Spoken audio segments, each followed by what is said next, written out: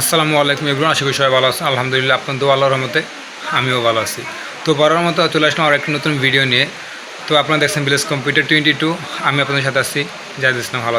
তো বেশি কথা না বলে চলুন যাওয়া যাক মূল ভিডিওতে। তো আজকে আমাদের ভিডিওটি হচ্ছে পিডিএফ টু টেক্সট। যে কোনো পিডিএফকে আমরা কীভাবে টেক্সটে রূপান্তর করব। তো এখন কথা হচ্ছে পিডিএফকে আমাদের কেন টেক্সট করতে হয়।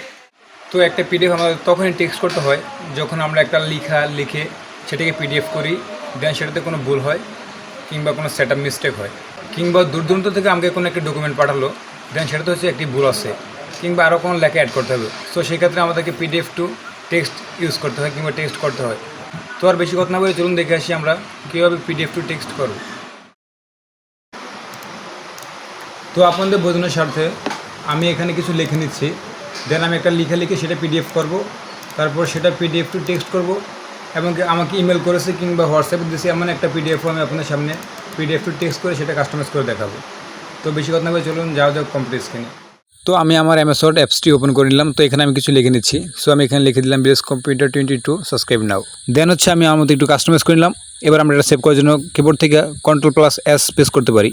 দেন এটা না করে আমি যদি ফাইলে ক্লিক করি, উপরের ফাইলে ক্লিক করলে যে সেভে আসবে। তো আমি সেখান থেকে সেভে ক্লিক করলাম। দেন আমাদের সামনে শো করছে আমাদের ফাইল। তো ফাইল নেম যেটা সেটা রাখলাম ভিলেজ কম্পিউটার 22, আর এখানে হচ্ছে গিয়া ওয়ার্ড ডকুমেন্ট লেখা আছে। সো আমরা ওয়ার্ড ডকুমেন্টে ক্লিক করলাম, নিচে দেখতেছেন পিডিএফ লেখা আছে, অনেক লেখা আছে, এর মধ্যে হচ্ছে পিডিএফ। সো পিডিএফ ক্লিক করে আমরা যেটা সেভ দিয়ে দিই, তাহলে হচ্ছে আমাদের MS Word এর লেখাটা পিডিএফ হিসেবে সেভ হয়ে যাবে। সো আমি এটা আমার ডেস্কটপে সেভ দিলাম যাতে আমার চোখের সামনে থাকে। তো এটা আমি সেভ করে দিলাম, এখন লেখাটা কেটে দেবো।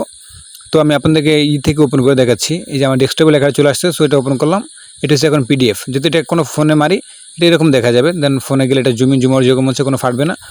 তো চলুন এবার দেখে আসি যে কোনো পিডিএফ যদি আমাকে কেউ দেয় সেটা যদি এডিট করা লাগে, তো সেটা আমি কীভাবে এডিট করবো। দেন যদি পিডিএফ হিসেবে কোনো ইমেজ দেয় সেগুলো কীভাবে টেক্সট করবো। তো চলুন আগে দেখে আসি পিডিএফ টু টেক্সট। তো পিডিএফ টু টেক্সট করার জন্য আমাদের চলে আসতে হবে যে কোনো একটি ব্রাউজারে এসে আমাদের সার্চ করতে হবে পিডিএফ টু টেক্সট।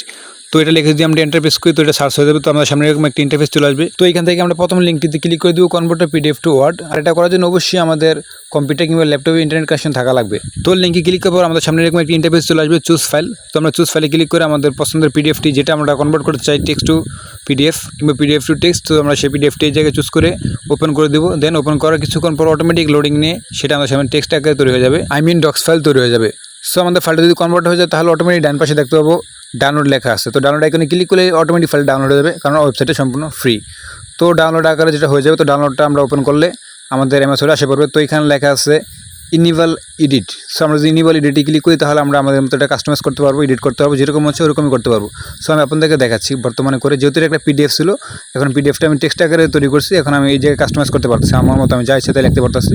যদি কোনো বানান ভুল হয় কিংবা কেউ যদি আমাকে দেয় সেটা যদি একটু চেঞ্জ করা লাগে কিংবা আর কিছু অ্যাড করা লাগে, তাহলে আমরা এরকমভাবে ভেরি ইজিলি এটা ডাউনলোড করতে পারবো কিংবা কাস্টমাইজ করতে পারবো। তো কাছে আজকে ভিডিও পর্যন্ত, যেহেতু আমার কাছে কোনো জেপিজি পিডিএফ নাই তার জন্য সেটা কনভার্ট করে দেখাতে পারলাম না।